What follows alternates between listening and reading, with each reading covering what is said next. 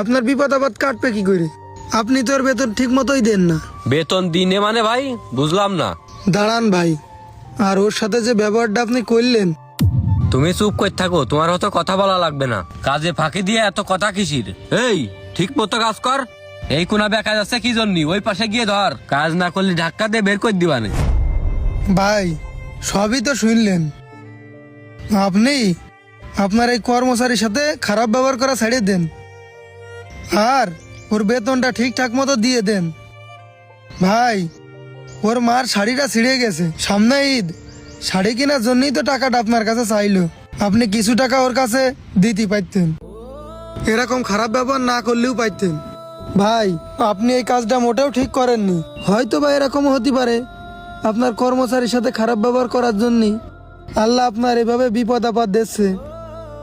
আচ্ছা যাই হোক ভাই, আর ওর কথা বাদ দিলাম।